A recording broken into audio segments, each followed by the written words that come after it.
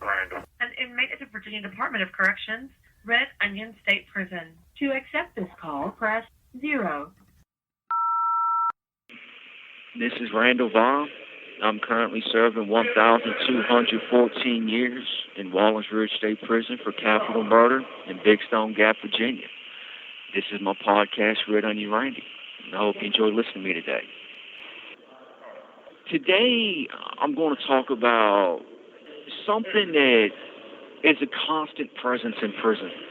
No matter what prison you're at, no matter what state you're at, no matter what country you're at, this is something that every single prisoner has to deal with. Psychic vampires. I got into a conversation yesterday with a guy, and we was talking about having to deal with this. And it's something that everyone has to deal with. It doesn't matter whether you're in prison, doesn't matter whether you're on the street. You're always going to deal with somebody. You're always going to be around somebody who's just so negative that they suck the life right out of you. All they do is complain. All they do is cry. All they do is whine. All they do is bitch. That's all they do. There's no positivity in them. They have no broader outlook. They just focus on what makes them miserable. And I am so incredibly tired of being around these people. I do everything I can to focus on the positive. I do everything I can to be positive. And yet, no matter how many times you tell them, hey, look, man, I'm not trying to talk about this, man. You've already discussed this same issue with me 100 times. And I mean that literally.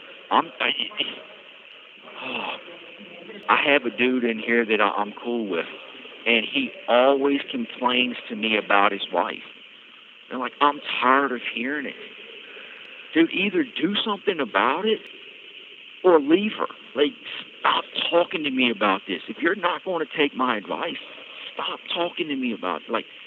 They want to complain about the hot water. Yeah, I know it sucks that you got to take a cold shower.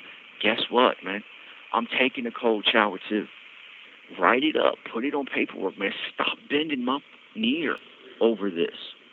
And it drags you down. When you're around these people, you feel worse than you should feel. You have guys in here. You got this one guy. All he does, every single time he comes out the cell, he pulls one person aside, and he starts talking about, yeah, that mother right there, he's snitching, he telling, he doing this, he doing that. He just be making stuff up.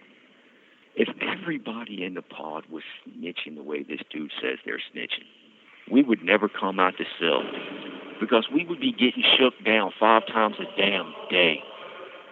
That's all this dude does. All he does is talking trash. That's all this dude does is just bitch and complain and whine. I'm just so tired of being around it. I know I'm kind of complaining my damn self right now. I'm sorry for that. It's just, that level of frustration, it builds and it builds and it builds and it builds. And the thing is, you have to be firm with these people. When you get around a person like this, the thing is you want to help them. You want to kind of help them to feel good about themselves. You want to kind of help uplift them a little bit. I think that's kind of instinctive when somebody comes to us with their problem. And I'm not talking about if it happens every now and then. I'm talking about the people that just over and over and over and over and over again. You don't want to be rude to a person. But at the same time, you get tired of hearing it. So how do you deal with this person? How do you be firm with this person and kind of set boundaries? And that's something I'm dealing with in here because I'm the only positive person in this pod. Literally, I'm the only positive person in this pod. Everybody else is just so damn negative. You have a couple of guys that are starting to try to be positive. I don't know whether that's from my influence or somebody else's influence in their life somewhere else or what it is. But I try to help these guys. I try to be positive. But at what point do I just have to sit up and say, you know what, man, shut the up. I'm tired of hearing your mouth. Don't ever speak to me again. Carry your ass somewhere else. And I have a hard problem with doing that because I don't ever want to give up on someone. I don't want to give up on. It hurts me to have to give up on someone because what happens is someday, man, somebody is trying to help me, and maybe I don't pick it up fast enough. Maybe I don't learn from them fast enough, and they give up on me. They cut me out of their life.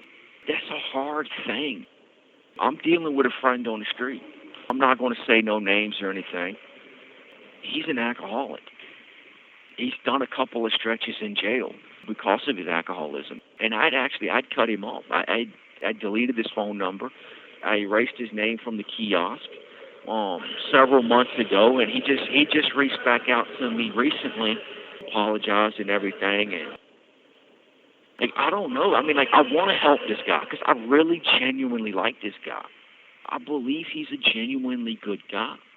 But it hurts me to see him doing this to his own life. Like, if he's out there on the streets, if he's a free man, and I wrote him an email, and I told him this. If you're out there, basically, you've given up on yourself. You don't even care anymore. Like, you're not even fighting anymore to overcome your problems. So why should I fight? Why should I let the stuff in here slide that I let slide? Because if I came out the cell and I just put my hands on 4 or 5 assholes in here that really, really, really deserve it and really, really need it, that would make my life a whole lot easier. I'll be honest with you. If I could whoop a couple of these guys' asses in here, I'd feel so much better about myself. I will not do that. I'm not going to do that.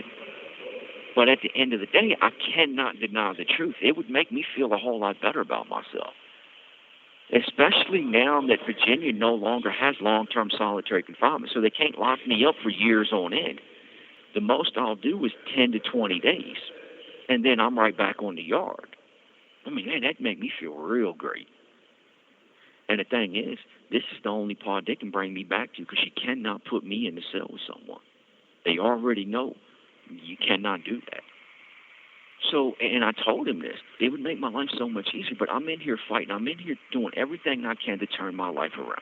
I'm in here doing everything I can to be a positive influence in other people's lives, to try to let my life be an example. And yet you're just pissing your life away. You have all of this access. You're on the streets, man. You have a good job. The dude was making $20-some an hour at a warehouse. And by you just going out there and not fighting for yourself, you're just giving up. You're quitting. That makes me want to quit. Like, you're sucking the life out of me. Like, I genuinely like this dude. I genuinely respect this dude. Me and him got a lot in common.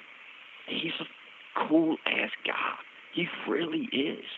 I understand. Like, he's been through some terrible things. The man has been hurt, incredibly hurt. I get that. Put the bottle down. And I told him, you will never, this goes for anybody, not just him.